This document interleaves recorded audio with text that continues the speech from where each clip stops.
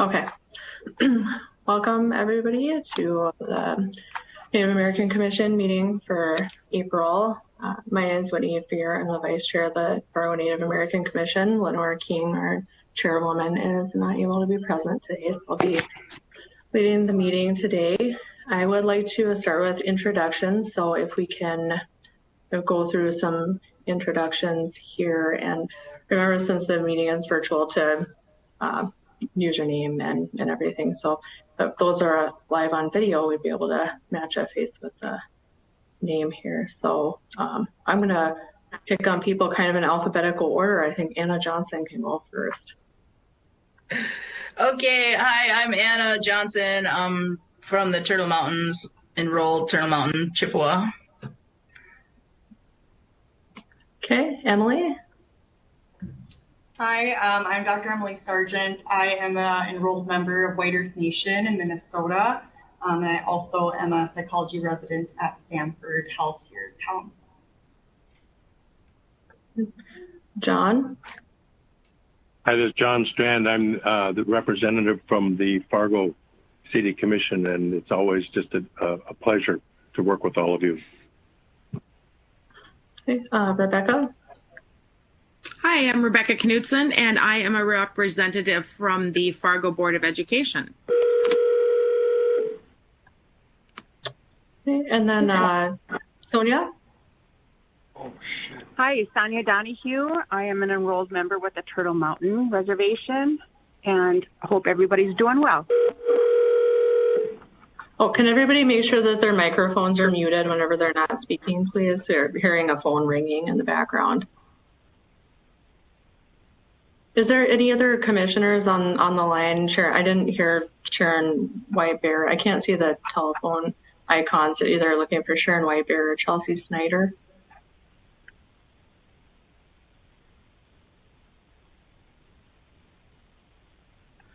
Okay, so taking that as a no, I don't see, I just see a telephone number for one person. I think that somebody already said that's Tanya. So, so to get things started, I'm going with the meetings. We do have some guests today. If I could have everybody, if you haven't reviewed the agenda in minutes already from, it would have been the February meeting, because we didn't have a meeting in March. If you could do so now briefly, and then if somebody would like to make a motion to approve the agenda in minutes as is. I can make a motion to approve the agenda as is. Is there a second? I second. Okay, can we call the roll, please? This is just a voice vote or roll. This one's not a roll call. Oh, it is. Okay. All right. My first time, guys. Next item will be public comment. I'm wondering if staff can let me know if there's anybody for public comment today. Madam Chair, this is John. If we could just back up 1 second and take a voice vote on what you just did. We got it there, but we didn't vote on it. Oh, yeah. Somebody from staff said we didn't need to vote on it, so that's the only reason I went forward. But you just don't need a roll call vote. You can do a voice vote. Oh, okay. I'm sorry. That's what I thought I was asking for. Again, apologies. My first time leading a meeting, and I'm using the suggested script by the city planning office. So that's what it said on there, was to call the roll. So can I call for a vote, then a voice vote for that action to approve the agenda in minutes? Yes. Aye. Aye. Aye. Okay, motion carried. Is there anybody for public comment? No, there's not. Okay. Right, then next item on the agenda was an update from our representative Ruth Buffalo, who is joining us today as a guest today, and thankful for you to be able to join us, Ruth, and really thankful to hear any updates that you have for us on the legislative session in North Dakota.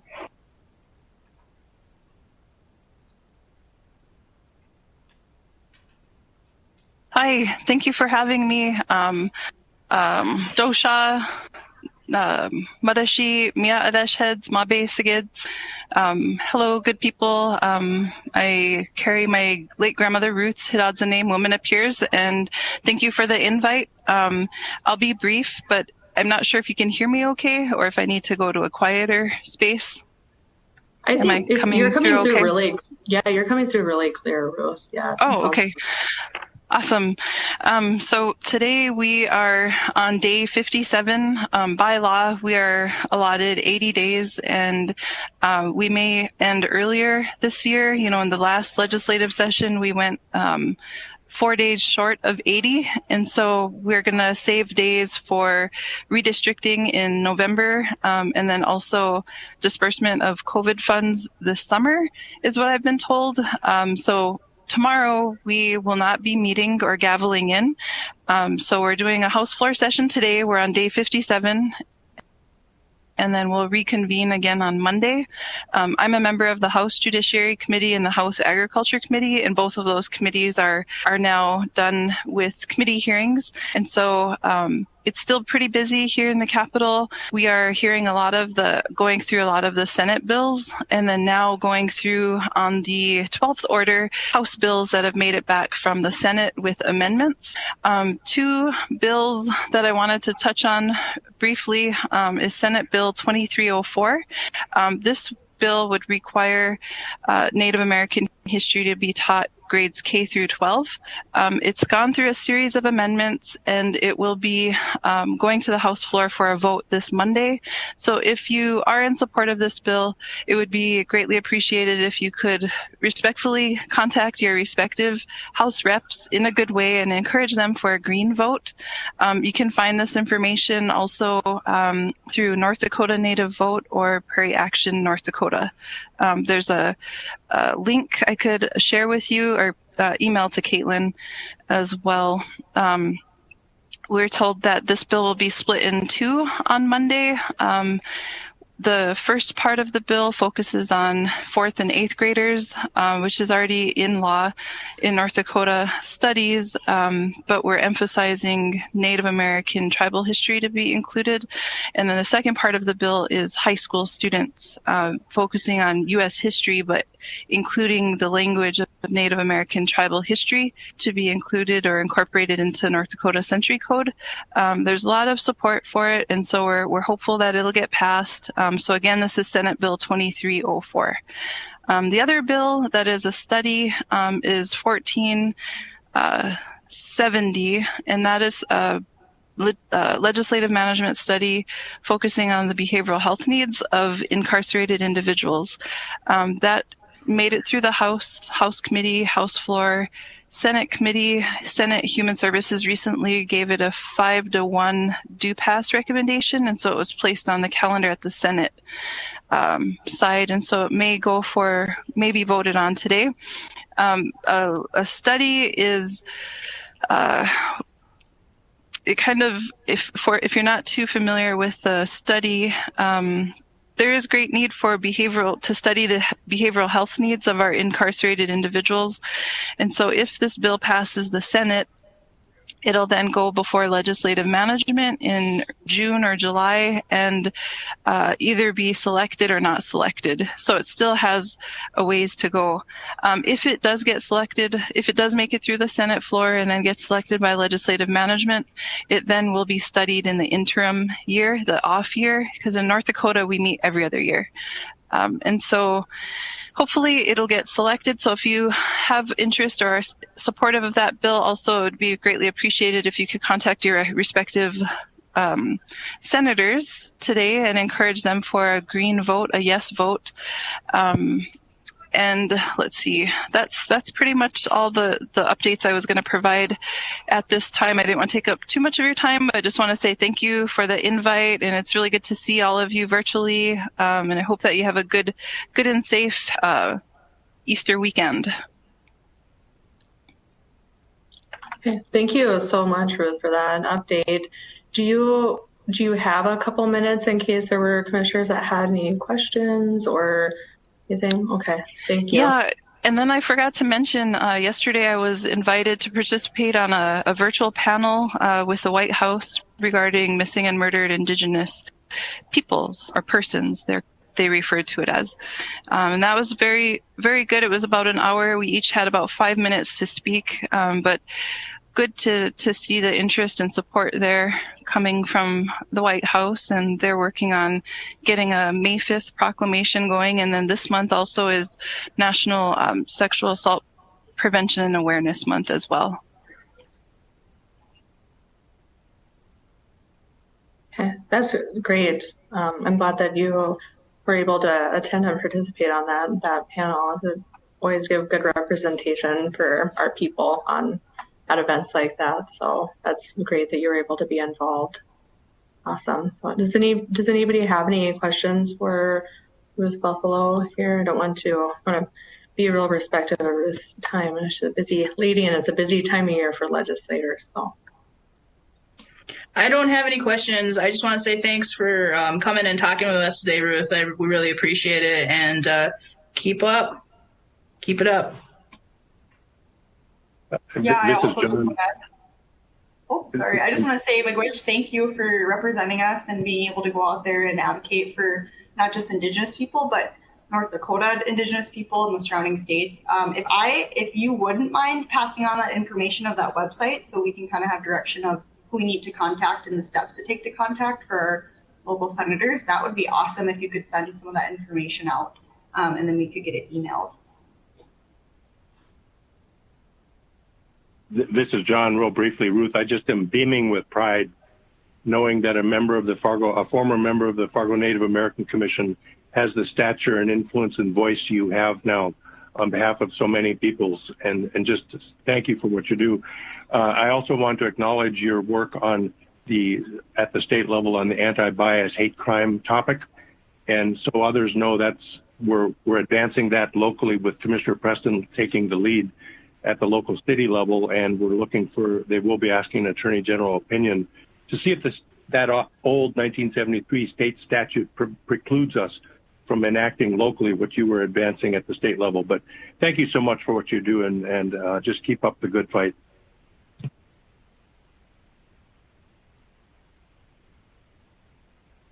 okay, any other questions or anything for Ruth here?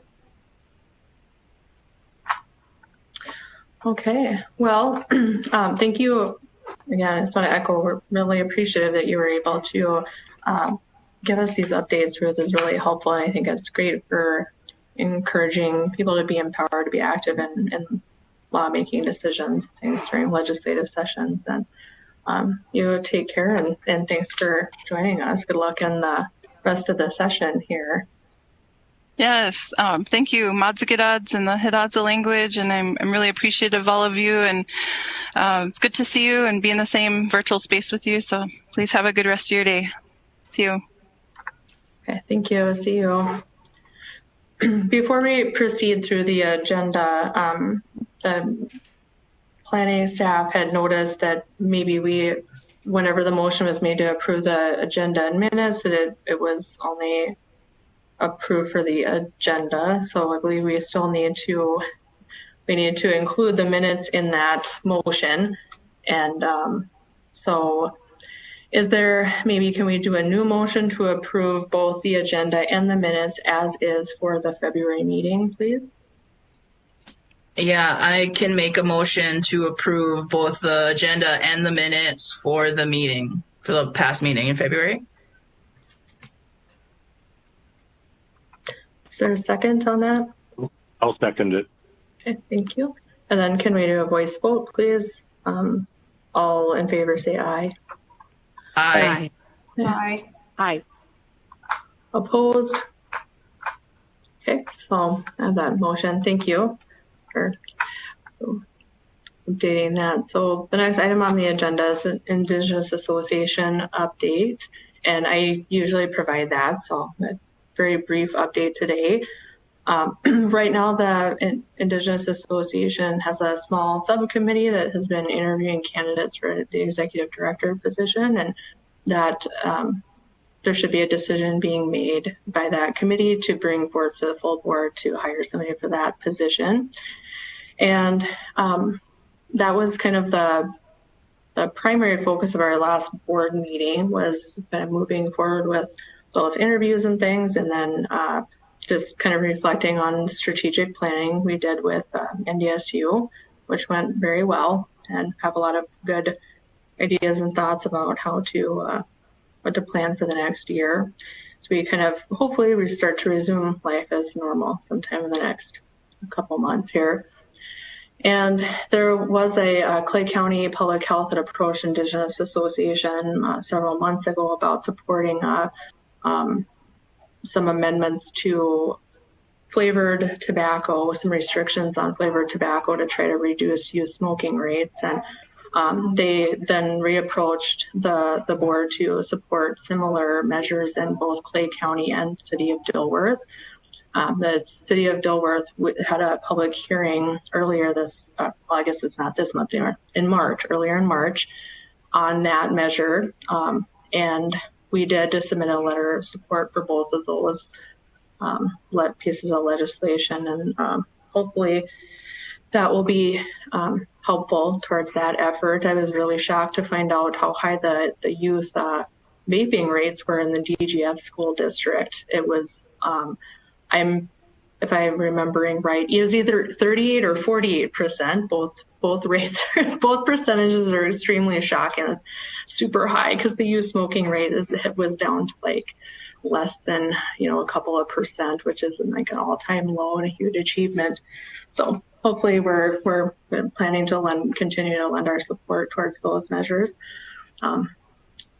So that's all I have for the Indigenous Association updates. I know that Anna Johnson had been interested in trying to collaborate between the Native Commission and Indigenous Association with trying to plan maybe a nice event later this spring, summertime, since we are moving towards being able to gather again, and it has been a very long time since anybody's been able to do that. So that's something I think that all the board members are supportive of, and we'll be moving towards that here as soon as we pick our final candidate here to hire for the executive director position. Does anybody have any questions about Indigenous Association? I don't have a question, but this is Sharon, just to let you know. Oh, hi Sharon, welcome. Thank you. Mm-hmm. I guess I do have a question. So we don't have a director now, is that correct? That is correct. Okay. Yes. Yeah.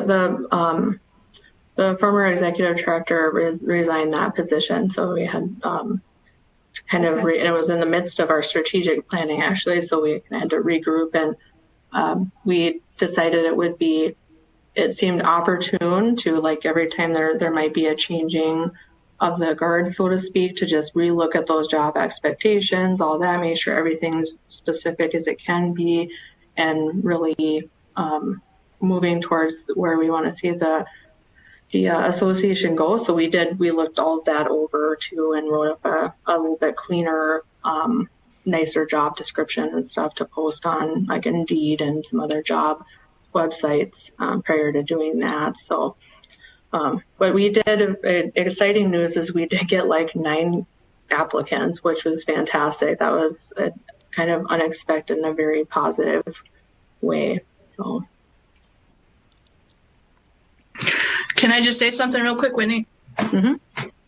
I spoke with Sean Kaufman when I had a meeting earlier this week, and he said that they can reimburse me or give me the funds to start planning an event. So if any of you guys are interested in that and want to get together with me about planning something, relatively soon, we should do that. Because I can facilitate and start the ball rolling until we do have somebody in place for the Indigenous Association.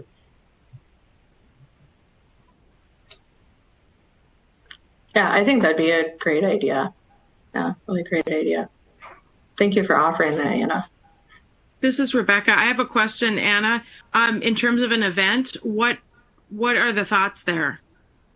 We were thinking something along the lines of like a community picnic like we normally have, but maybe sometime in July, at the end of July, beginning of August, maybe pushing for, later than sooner. We don't want to jump the gun, so to speak, but we do want to start planning for something. So like I want to get a space reserved with the Parks and Rec department and stuff like that. So I want to jump on it as soon as we can kind of decide what would be a good kind of thing to do. So I'm also open to ideas if there's anything, if you guys have any other ideas about an event we could put together.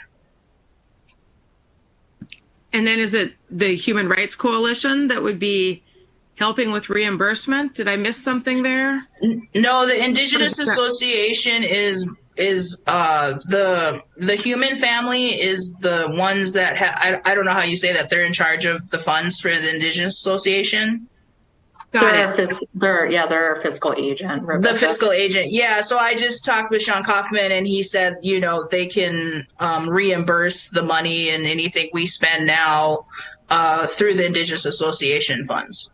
Got it. I'm familiar with that group as well. Thank you. Okay, yeah. So Anna, is it fair to say if anybody has interest in contributing to this, kind of helping with that effort, they can just shoot you an email or give you a call? Yeah, that'd be fine. Shoot me an email, give me a call. I'm available as much as I can be. Okay. Well, if there's no other questions or commentary about that item, we'll move on to subcommittee reports. The health and wellness one is first on that list, and then the chair of that committee. I didn't have a meeting because there wasn't a Native American Commission meeting in March, so I didn't put one together. And I'm planning on sending out an invite for one in the next couple weeks here to hold. There's some people, excuse me, that are in the legislature, so I thought it might be nice to give them a little bit of time to catch their breath here too, so they could respond to some times and days that might work for them. Probably at that, I think one of the main items for that subcommittee probably is going to be trying to help with any efforts we can with increasing awareness on how and where to get a COVID-19 vaccine. Really exciting news that there's a pediatric version of the vaccine that's soon to be released on the market, I think, and it actually has a 100% effectiveness rate at this point, which is incredibly impressive because it's 100% of effectiveness rate for anything is very impressive. It's Dr. Sargent probably knows this too. It's really hard to get a rate of 100% success for any treatment, so it's pretty great, and it's not having any adverse effects in trials so far. So it's probably be the main topics for conversation, and I think probably the health and wellness subcommittee would be interested in trying to contribute to any efforts that kind of get together this summer too. So next subcommittee would be the housing subcommittee, and it's Sharon, I believe you're the chair for that. Do you have any updates for us? No, I just want to apologize because I've had some personal things happening, so I haven't really been able to organize something like that. But I did see some emails that people have sent me that I could, be looking at. So with it coming this next month, we'll make sure we have a meeting with that for housing. Okay, yeah, thank you. It's been we're getting this idea of new subcommittees together last year, right before everything set in. So that I think just happened to be kind of unfortunate timing with that. But I think, things are looking up for that stuff. Anyway, the Education and Cultural Awareness Subcommittee, I believe Chelsea Snyder is the chair of that. Is there anybody that's on that committee that has any updates? I think Lenore. Go ahead. I was just going to say I'm on the committee, but we haven't had a meeting. I could just give a brief update if you want to regarding something school board related that I attended that ties in. Yeah, that would be great, Rebecca. Thank you. And I could follow up with, I think, getting a presentation. Maybe it should be emailed to all of us. I'll check on that with Melody Stabner. But once a year, the West Fargo Indian Ed program holds, I guess, like a public forum. And so that, I believe it was Tuesday, it was held twice during that day. And I attended the evening presentation. I think it was from 6 to 7 p.m. about.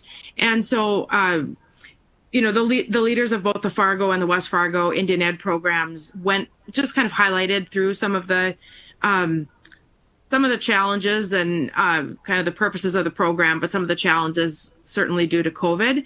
And then one thing that I thought was interesting, and I don't have notes right in front of me though, tied in with funding for Indian education based on how students identify themselves. So for example, if a student identifies him or herself as Native American plus, say, another race, that it seems like it takes funding away versus if a person identifies, say, fully as Native American. And so at any rate, I hope I have that right, but I didn't realize that. And it sounded like it was something that was kind of almost like newfounded. Maybe you're all familiar with this, but it seems like it's something that needs to get, looked into, whether that has to do with the state control or if it's federal control. But I know it's something that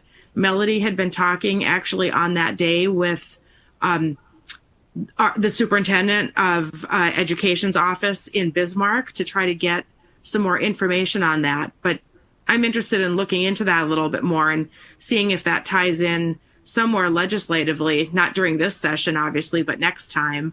Any rate, I could get the presentation from her, and also I can visit with her if you would like to see if she should come and be scheduled for a presentation at one of our future meetings.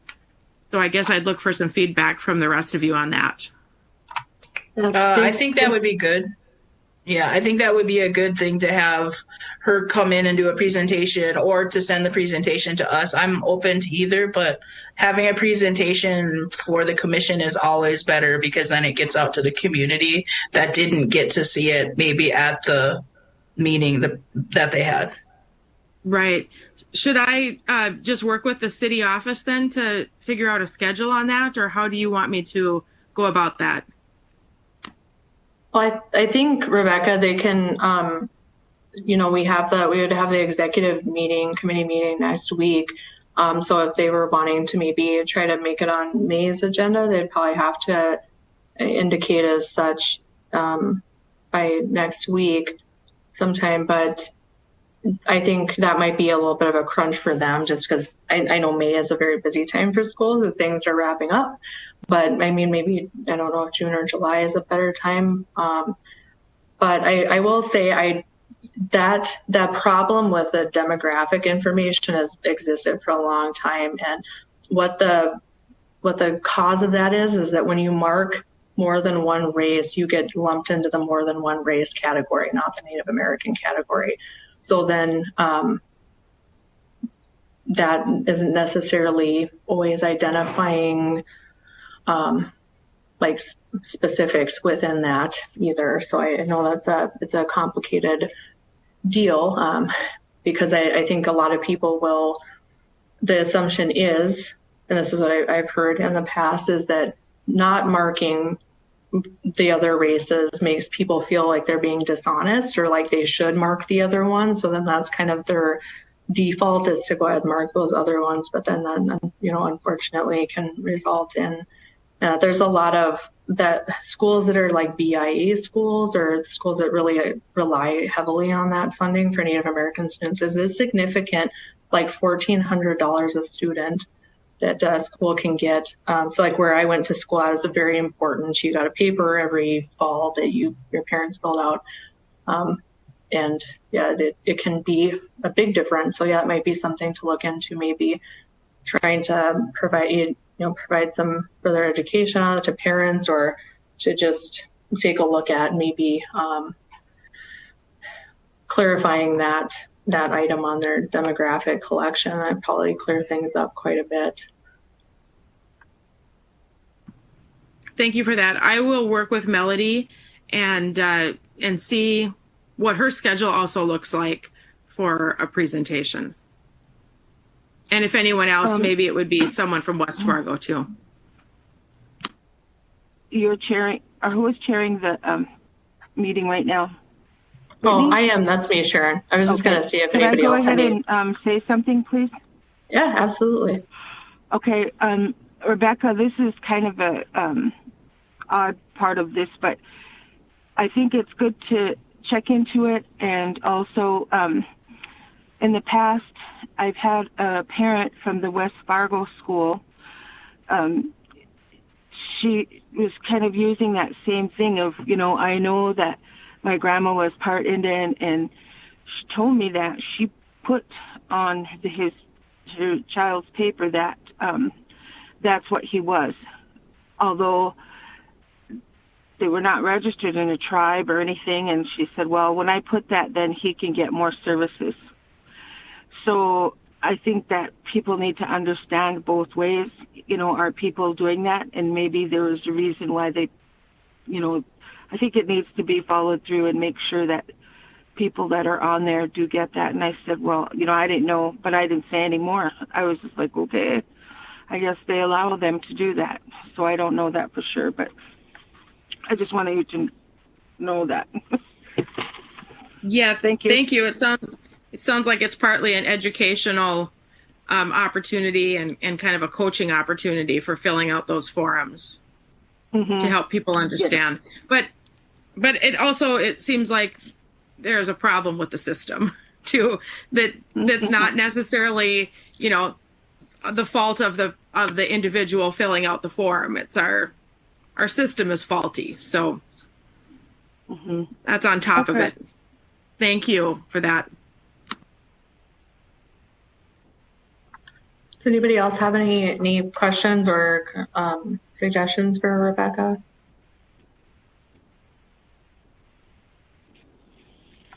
Okay. I think then if there's did anybody else have anything about the subcommittees, any questions or contributions for that? Okay, I think we'll go ahead and move on to the next item then, which is announcements. If anybody has any announcements for the group. I do. I have an announcement. I will be facilitating a dream catcher workshop again with the YouthWorks crew on the April 28th at 4 p.m. at the Plains Art Museum in the new Indigenous Association space. So that's all. Yeah, that's great. Thanks, Anna.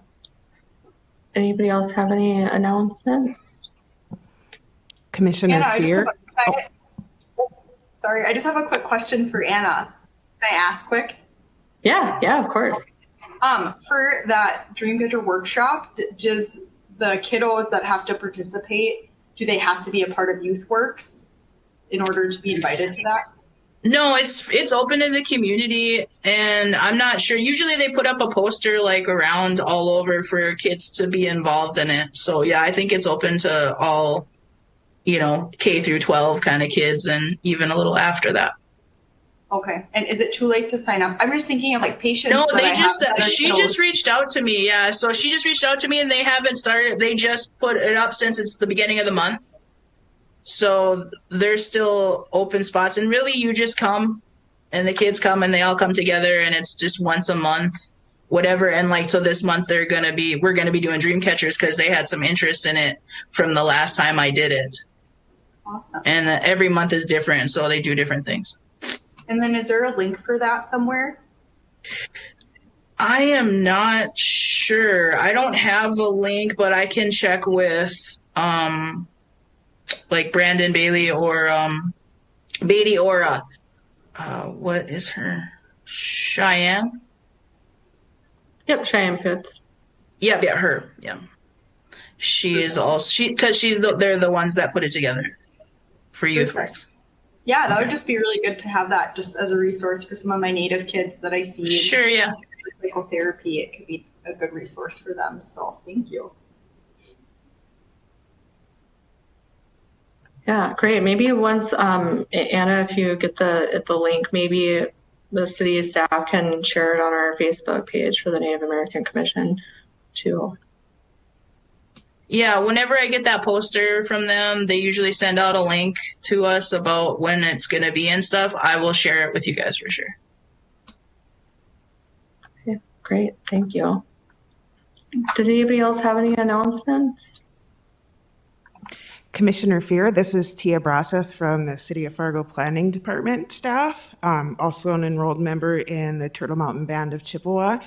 I just wanted to share an announcement that I recently saw. There is an executive director position open for the North Dakota Indian Affairs Commission. So Scott Davis had previously been in that position for 12 years, and he is moving on to Samford now as head of the Native American Outreach. So I just wanted to let people know that that position closes on April 12th. So if you go to the nd.gov website, you'll see that that's under the jobs applications, and I'm promoting anybody that would be willing to apply for that important position for the state of North Dakota. And Thanks, Tia. yeah, Awesome. yeah, you're welcome. And then I will also be passing the mic to our police department.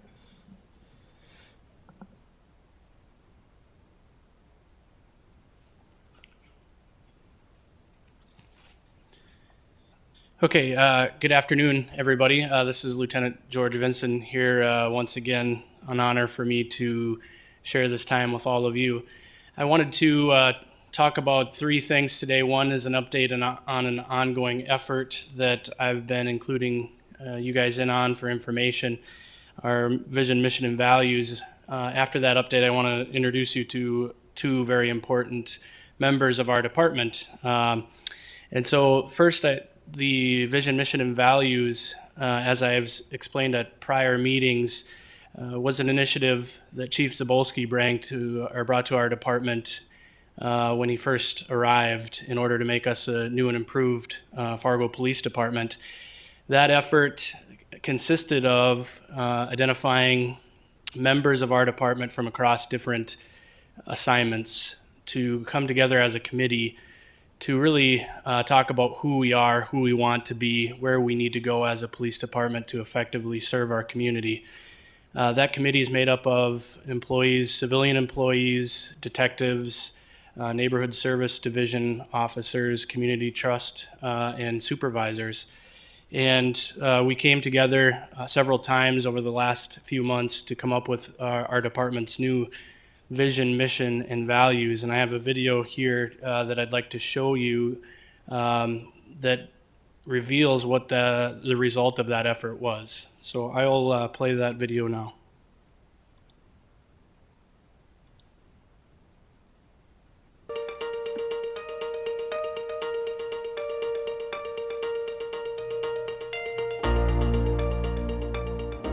In order to be a successful and respected law enforcement agency, everyone within our department and our community needs to understand our collective vision and our day-to-day mission. Most importantly are the set of core values that explain how we provide service to the community, what we hold ourselves accountable to, and what the community can expect from us. Fargo is a growing, diverse, and vibrant community. Through the efforts of our collective team, we have set a forward-thinking new bar in terms of vision, mission, and values that will help set the stage for how we engage the public, serve the community, and working collectively reduce crime, fear, and disorder. I'm very proud of the work of the department members that put this together. I'm sure you will be as well. Our vision is our gold standard. It's our ideal state of perfection in our community. The Fargo Police vision is a safe and unified community built on trust, accountability, and inclusion. We'll work hard every day towards that vision by adhering to our mission. The mission of the Fargo Police Department is to provide the highest quality of service through community partnerships, being a well-trained police department, and forward-thinking policing to improve the quality of life for all. Our values are what's important to us. The Fargo Police Department values are an acronym of the word Fargo PD, with each letter representing a different value.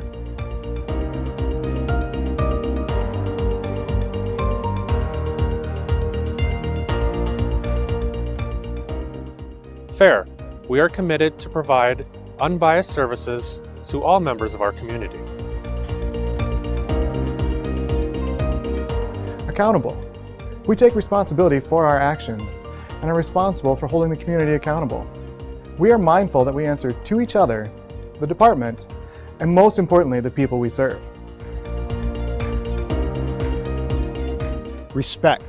We believe all human life has value and deserves respect. We will treat all those we serve in a compassionate, courteous, and dignified manner. Guardianship. We will guard, protect, and preserve all life and property in the Fargo community as well as each other. Officer wellness. In order to provide the best possible service to our community, our officers need to be mentally and physically healthy, both at home and in our professional role as police officers. Professional. We demonstrate professionalism by being accountable, competent, and character-driven in our role to safeguard the community. We strive to implement the latest technologies and law enforcement practices to give our community the best service possible.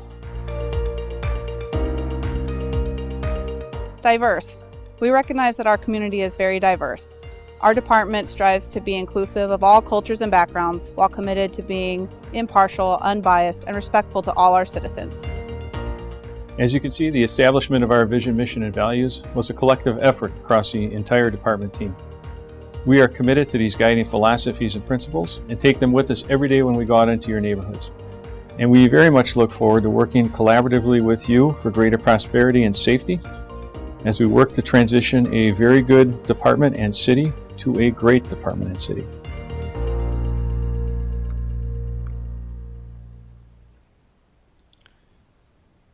Okay, so as you can see, that was an effort that the entire department undertook, something that we're very proud of. At this point, I'd like to introduce one of those special members of our department, very important member, of course, and that's our Chief of Police. Chief Zabolski was hired in October, and he's here today. I want to introduce him and give him an opportunity to say a few words.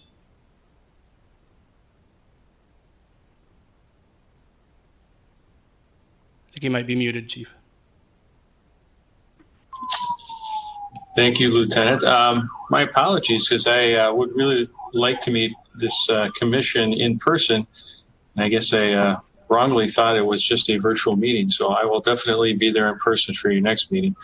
But as you can see, we've got a number of personnel engaged in a lot of different things across the board in our community, and we really look forward to partnering with all of our different community members, different groups, ethnicities, etc. So I think this particular committee has a high level of importance as well. So if there's anything we can do to collaborate together, please just know that the department is open to that, and we will continue to have representation on your committee.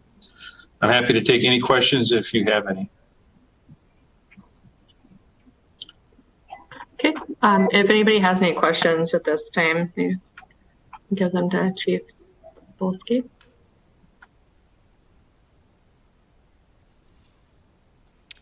Okay, thank you, Chief. At this time, one of the improvements that I'd like to share with you that we've made with our department is the creation of a new professional accountability unit. That is a unit that will ensure that we are accountable to our community members. And so I have been reassigned to that unit, and part of that means that you'll get a new and improved liaison to the Native American Commission. And so at this time, I'd like to introduce that person to you. Sergeant Mike Bernier has been with our police department for almost 19 years, and I'd like to introduce him now as your new liaison. Thank you. Very quickly, first of all, thank you for having me here, and I'm very happy and looking forward to working with this commission. A little background on me: when I first started, I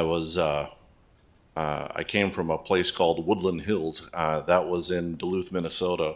That's where I worked. It was a juvenile facility for troubled youth, and I carried that with me with my career here, and I spent a lot of time working with the youth in the community. I worked with the Fargo Police Explorer program, worked with the Juvenile Drug Court mentorship program, and will continue in my role as a community engagement sergeant with the Fargo Police Department, and continuing to work with youth and also work with this commission as well. So thank you for having me, and I'm glad to be here.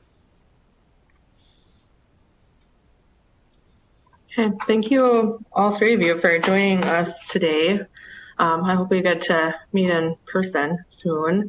Does anybody have any questions for these? This is Sharon. Yes. I just want to say thank you and welcome to the sergeant, and glad to be working with you, and also to the other people as well. Thank you.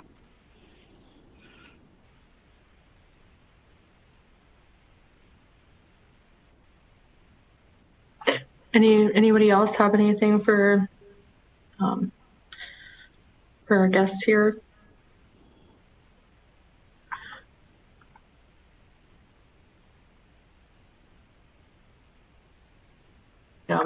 We'll move on to that, though, which is the staff report. The staff report is in the packet, what's available for review prior to the meeting. Does any commissioners have any questions or comments for the city planning staff at this time in regards to the packet?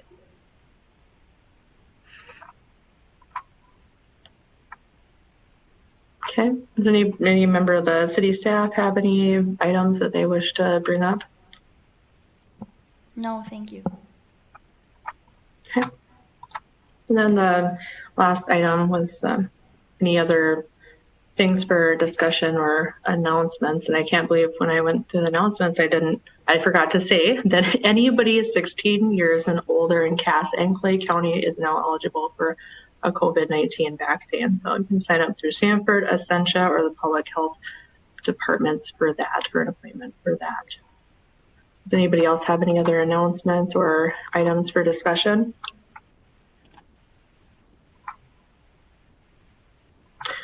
All right. Well, if nobody has anything else, then the next meeting is going to be Thursday, May 6th, and I would adjourn the meeting. Thank you.